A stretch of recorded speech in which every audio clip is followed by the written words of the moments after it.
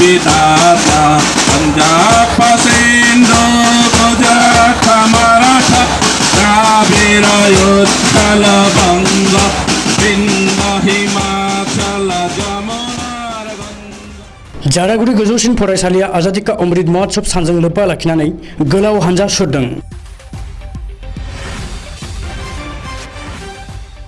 गसाइगाव महकुमानि सिङाव थानाय जारागुरि गोजौसिन फरायसालिया 75थि भारत उदांस्रिनि सानजों लोब्बा लाखिनानै आजादी का अमृत महोत्सव सानजों लोब्बा लाखिनानै हर घर तिरंगा सानखौ फरायसाफोरजों लोगोसे फोरोंगिरिफोराबो जारागुरि ओनसोलखौ 10 किल'मिटारसो गोलाव हानजा सुरदों। लोगोसे फरायसालिनि फरायसाफोरखौ लोगोसे बायदि बायदि गेलेमु आरो हारिमु दिन्थिफुंनाय हाबाफारि बायदिबो लाफायो।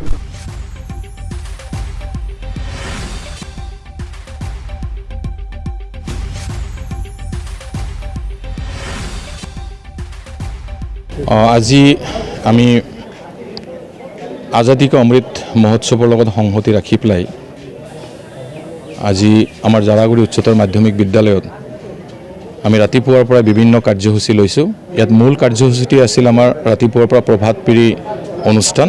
ইয়াত সমূহ ছাত্ৰ ছাত্ৰী আমাৰ শ্ৰদ্ধাৰ শিক্ষক শিক্ষয়িত্ৰী আৰু অভিভাৱকসকলে ইয়াত অংশগ্ৰহণ কৰিছে আৰু বিভিন্ন আমাৰ ছাত্ৰ ছাত্ৰীসকলৰ মাজৰ পৰাই বিভিন্ন সাংস্কৃতিক কাৰ্যসূচী তেখেতসকলে হাতত লৈছে।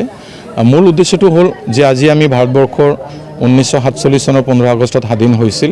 আহি আমি 75 বছৰত ভৰি দিছোঁ আৰু এই 75 বছৰত ভৰি দিয়াৰ লগে লগে আমি আজাদীৰ অমৃত মহোৎসৱ পালন কৰি আছোঁ।